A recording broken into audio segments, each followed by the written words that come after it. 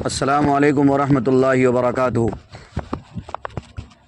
ناظرین، اس سے پہلے میری ایک کلپ آئی تھی جس کلپ میں آپ کے سامنے فلسطین کے کچھ احوال رکھا تھا۔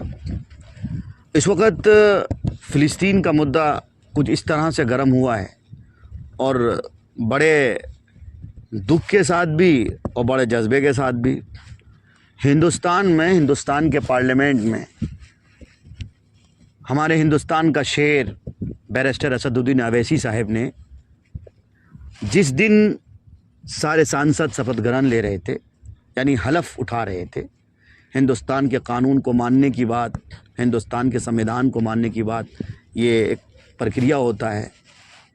تو وہی کام جس دن اسد الدین اویسی صاحب کر رہے تھے اور اپنا شپتھ لے رہے تھے، اس موقع سے انہوں نے کئی نعرے لگائے تھے۔ جے بھیم کے بھی نعرے لگائے، جے میم کے بھی نعرے لگائے، پھر جے تلنگانہ کہنے کے بعد انہوں نے کہا جے فلسطین۔ جے فلسطین کا نعرہ ان کا اتنا زیادہ ہندوستان میں وائرل ہوا، اور ہندوستان کی جو ایک مانسکتا، ایک سوچ جو ہمیشہ نفرت کے بارے میں رہی ہے، جو ہمیشہ سے مسلمانوں کو دبانے کی فکر میں اور طاق میں لگے رہتے ہیں، انہوں نے بیرسٹر اسد الدین اویسی صاحب کو پریشان کرنے کی ہر ممکن کوشش کی۔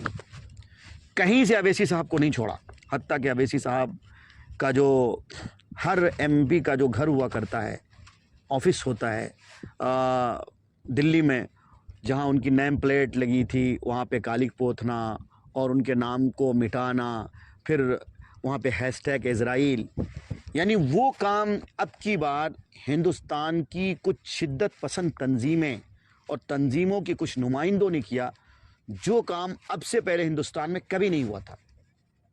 ہندوستان ہمیشہ فلسطین کے حق میں کھڑا تھا، چاہے وہ کانگریس کے دور حکومت رہے ہوں، چاہے وہ اٹل بہاری واجپئی جو بی جے پی کی حکومت رہی ہو۔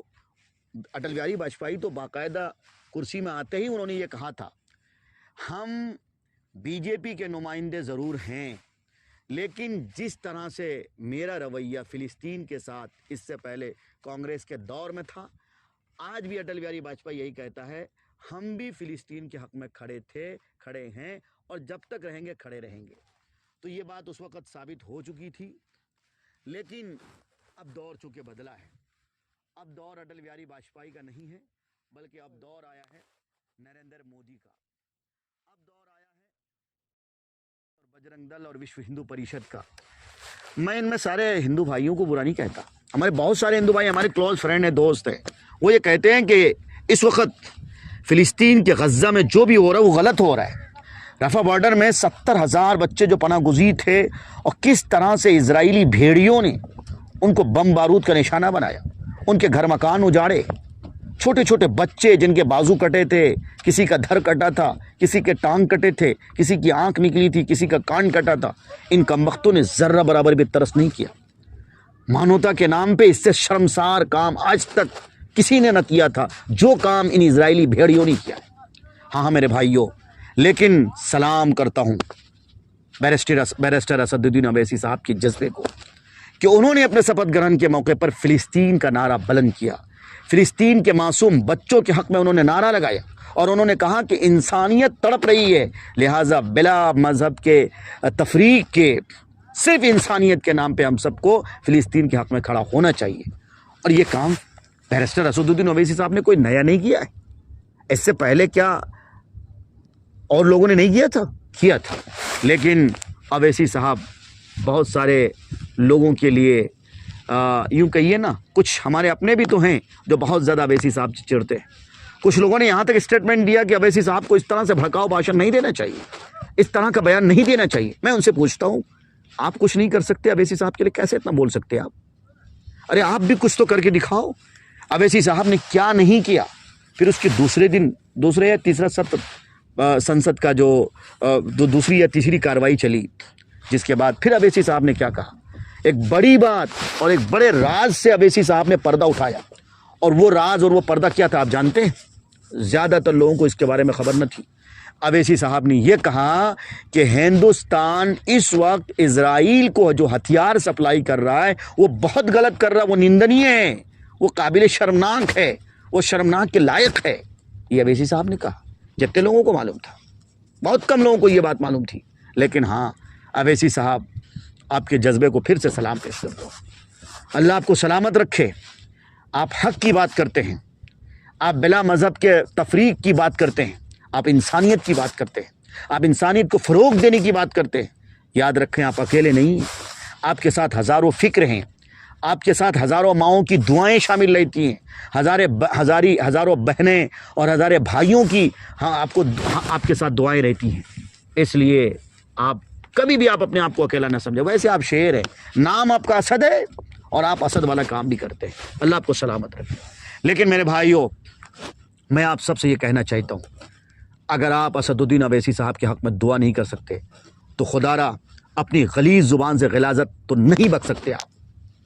آپ کو پتہ بھی ہے 57 مسلم ممالک ہیں, کسی نے اپنے جذبے کا اظہار اس طرح سے نہیں پیش کیا جس طرح سے اسد الدین اویسی صاحب نے کیا. ہاں کچھ ممالک تھے, اس سے انکار نہیں کیا جا سکتا ہے, اندرونی بہت سارے تعاون ہو رہے ہیں بہت سارے ممالک کی طرف سے. میں یہ نہیں کہتا کہ اسد الدین اویسی صاحب کو ٹھیکیدار ہیں, بالکل یہ نہیں کہتا, لیکن یہ ضرور کہتا ہوں آپ سب سے کہ آپ سب کی, ہم سب کی یہ ذمہ داری بنتی ہے نبی علیہ السلام کی اس حدیث کے تناظر میں جس میں کہ آپ علیہ الصلوۃ والسلام نے فرمایا المؤمن للمؤمن کالبنیان یشد بعضہ بعضا وشبک بین اصابعہ. میرے نبی نے جس طرح سے فرمایا تھا, بخاری شریف کی حدیث ہے, مسلمان کا بھائی ہے اور اس کی مثال ایک پلر کی ہے, ایک گھر کے چھت کی ہے کہ ایک پلر گرا دیا جائے تو پورا گھر دھڑام سے گر جائے گا. ویسے ہماری اور آپ کی مثال ہے. آج اگر فلسطین میں غزہ کے مجاہدین کو ٹارگیٹ کر کے, ان کے بچوں کو ٹارگیٹ کر کے, ان کی عورتوں کو ٹارگیٹ کر کے مارا جا رہا ہے اور آپ خاموش ہو, دنیا خاموش ہے, 57 مسلم ممالک خاموش ہیں, اور خصوصاً وہ عرب ممالک جن عرب ممالک پر ہماری نظر رہتی ہے, جہاں ہماری عقیدت جڑی ہے, جہاں ہماری محبت جڑی ہے, جہاں مکۃ المکرمہ, جہاں میرا قبلہ ہے, جہاں میرا کعبہ ہے, جہاں ہم حج کرنے جاتے ہیں, جس سنگ اسود کو ہم بوسہ دیتے ہیں, اور جہاں مدینۃ المنورہ ہے, کائنات کے سردار, آمنہ کے در یتیم, عبداللہ کے نور نظر جہاں آرام فرما رہے ہیں, وہاں کے حکمراں اللہ خیر کا معاملہ کرے. ادھر غزہ کے مجاہدین کے بچوں کو اور مجاہدین کو اور عورتوں کو اور چھوٹے چھوٹے بچوں کو بم بارود سے بھونا جا رہا, اور وہاں انہیں یشی سے فرصت نہیں مل رہی, شراب کے اڈے کھولے جا رہے, کس طرح سے عورتوں کو ڈانس کرایا جا رہا, ہندوستان سے ایکٹر اور ایکٹرس کو منگا کر کیا کیا نہیں عریانیت بہرکیف پھیلانے کی کوشش کی جا رہی ہے. شرم کے ڈوب مرنے کی بات ہے, چلو بھر پانی سے اگر آپ کو ڈوب مرنے کا مقام ہے. میرے بھائیو یاد رکھیے, کوئی دنیا میں رہنے کے لیے نہیں آیا, لیکن سلام ہے غزہ کے مجاہدین کو, سلام ہے ان چھوٹے چھوٹے فلسطینی معصوم بچوں کو جنہوں نے اب بھی شکست نہیں مانی, ہار تسلیم نہیں کیا ہے, بلکہ ان یہودیوں کو اور ان اسرائیلی بھیڑیوں کو ہمیشہ سے دھول چٹانے پہ مجبور کیا ہے. ہاں میرے بھائیوں, چاہے کہ ہماری بہنوں کی, ہمارے بچوں کی لاشیں, ایک ایک قبر میں کئی لاشیں دفنائی گئی ہیں, ایک کپڑے میں کئی لاشیں دفنائی گئی ہیں. حالت یہ ہے کہ ہمارے پاس نہانے کے لیے اتنا پانی کہ پوری ندی خالی ہے, اور ان کے پاس پینے کے لیے گھونٹ پانی نہیں. پانی پینے کو بچے ترس رہے ہیں, لیکن کسی پر رحم نہیں آتا, کسی کو ترس نہیں آتا. کیا انسانیت, اس سے بڑی کوئی چیز انسانیت کی مثال ہو سکتی ہے؟ انسانیت کا اس سے بڑا کوئی جنازہ نکل سکتا ہے؟ نہیں نکل سکتا. آپ نہیں کہہ سکتے ہو. اگر کہہ سکتے ہو تو آپ کے اندر ضمیر نہیں ہے, آپ کے اندر بھی انسانیت نہیں ہے, احساس کی صلاحیت نہیں ہے. اگر میرا بچہ پریشان ہو جائے, 2 دن کے لیے طبیعت خراب ہو جاتی ہے, ہماری چیخیں نکل جاتی ہیں, ہم ڈاکٹروں کے چکر لگاتے ہیں, لوگوں سے مشورے تجویز کرتے ہیں. آپ کو پتہ ہونا چاہیے غزہ کے ایک ایک ہاسپٹل میں, جس ہاسپٹل کی کیپیسٹی صرف اور صرف 40 بچے 50 بچے کی ہوتی ہے, ان 40 بچے اور 50 بچے کی کیپیسٹی والے ہاسپٹل میں 4-4 5-5 ہزار 20-20 ہزار بچوں کو رکھا جا رہا تھا. ہاں یہ حق ہے, لیکن کوئی بول نہیں رہا, کوئی فلسطین کے لیے آواز نہیں اٹھا رہا, کوئی غزہ کے ان معصوم بچوں کے لیے دعائیں نہیں کر رہا, کوئی ان کے دکھ درد کو اپنا دکھ درد نہیں سمجھ رہا.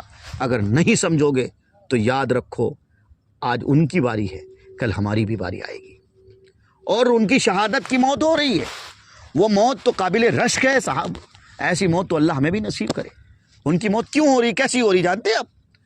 مسجد اقصیٰ کے تحفظ کے لیے ہو رہی ہے, مسجد اقصیٰ کے بقا کے لیے ان کی موت ہو رہی ہے, مسجد اقصیٰ کی حفاظت کے لیے ان کی موت ہو رہی ہے. تو اس سے زیادہ رشک والی موت اور کیا ہو سکتی ہے؟ وہ مسجد اقصیٰ جو میرا قبلہ اول تھا, وہ مسجد اقصیٰ جو سارے نبیوں کا مرکز ہوا کرتا تھا, کئی نبیوں نے وہاں, کئی نبیوں کی پیدائش کی جگہ ہوا کرتی ہے, اور کئی نبی وہاں آرام فرما رہے ہیں. خود میرے نبی حضرت محمد مصطفیٰ صلی اللہ علیہ وسلم نے جو معراج کا سفر کیا, وہی مسجد اقصیٰ اور سارے نبیوں کی آپ نے امامت بھی وہیں فرمائی. لیکن آج اس مسجد اقصیٰ کو کس طرح سے ڈھانے میں یہودی طاقتیں, فسطائی طاقتیں تلی پڑی ہیں. اور آپ کو پتہ ہونا چاہیے کل بھی اور آج بھی جس طرح سے برما کی دوگلی حکومت, جس طرح سے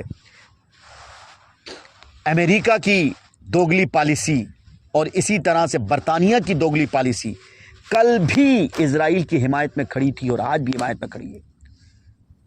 کچھ ایسی باتیں سامنے تو آتی ہیں, ایسا لگتا ہے کہ امریکہ اس وقت پکشپات نہیں کر رہا, بھید بھاؤ نہیں کر رہا, نفرت نہیں کر رہا, انسانیت کی بات کر رہا. نہیں کہ نہیں, امریکہ ہمیشہ سے یہ چاہتا آیا ہے کہ جس طرح سے بھی ہو مسجد اقصیٰ پر یہودیوں کا قبضہ ہو جائے, جس طرح سے بھی ہو فلسطینی بچوں کو, فلسطینی لوگوں کو اور مسلمانوں کو جس طرح سے بھی ہو زندہ زمین میں درگاہ گاڑ دیا جائے, ان کو دفن کر دیا جائے. یہ ہمیشہ سے چاہتا ہے, یہ امریکہ کی حکومت آج چاہتی ہے, یہ برطانیہ کی حکومت چاہتی ہے. لیکن امریکہ کی حکومت نہیں پتہ آپ کو, برطانیہ کی حکومت تمہیں نہیں پتہ اس سنسار کو چلانے والا کون ہے, اس دنیا کو چلانے والا کون ہے, اس نظام کو کس نے اپنے کنٹرول میں رکھا ہے؟ وہ اللہ ہے جو تمہیں بھی پیدا کیا, جو پوری دنیا کو پیدا کیا. یاد رکھو, جب سپر پاور اپنے آپ کو سمجھو گے نا تو پھر سپر پاور سے تمہارا سامنا ہوگا, اور جب سپر پاور سے تمہارا سامنا ہوگا تو تمہارا بخیا ادھیڑ دیا جائے گا, تمہاری حقیقت دبا دی جائے گی, تمہیں صفحہ ہستی میں گاڑ دیا جائے گا. اس سے پہلے بہت سے ترم خاں اور سورما آئے تھے جس نے اپنے آپ کو سپر پاور کہا تھا, انا ربکم الاعلی کہا تھا, وتمت کلمۃ ربک صدقا وعدلا لا مبدل لکلماتہ. لیکن کیا ہوا اس کا انجام, کیا ہوا انجام؟ دریائے نیل میں ڈبو دیے گئے, برباد کر دیا گیا, نسلیں برباد ہو گئی, تباہ ہو گئی. اس لیے میں کہتا ہوں اگر انسانیت بچی ہے تو خدا را انسانیت کے بنیاد پہ دماغ لگاؤ. جس طرح سے اسرائیلیوں کو رہنے کے لیے, جس طرح سے اسرائیلیوں کو رہنے کے لیے گھر دیا تھا, کس نے دیا تھا؟ جب ہٹلر نے مار مار کے چن چن کے مارا تھا, رہنے کے لیے پوری دنیا نے جگہ نہ دی تھی, لیکن انہی فلسطینیوں کے دل میں اللہ نے رحم دیا تھا, محبت ڈالی تھی, اور یہی فلسطینی بھائی تھے جو تمہارے حق میں کھڑے تھے اور جو تمہیں رہنے کے لیے جگہ دی تھی. آج تم انہی فلسطینیوں کے خون کے پیاسے ہو گئے ہو. تمہاری انسانیت کو کیا ہو گیا؟ کیا تمہارا ضمیر سڑ چکا ہے؟ کیا تمہیں نہیں پتا کہ ہمیں مرنا بھی ہے, اللہ کو منہ دکھانا بھی ہے؟ جاگو خدا را جاگو. اور پوری دنیا کے مسلمانوں سے کہتا ہوں اپنی نمائندگی کا اظہار پیش کرو, اپنی نمائندگی کا ثبوت پیش کرو.